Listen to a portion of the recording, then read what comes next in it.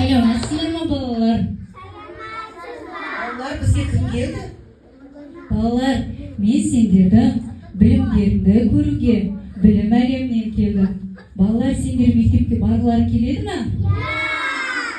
Олай болса, мектепке бару үшін ең үздік баға қандай баға, білесіңдер ме? Қандай баға? Өте жақсы. Ендеше мен сендерді бестік бағаға оқи аладым ма, біледі ма деп білімдеріңді көруге келдім.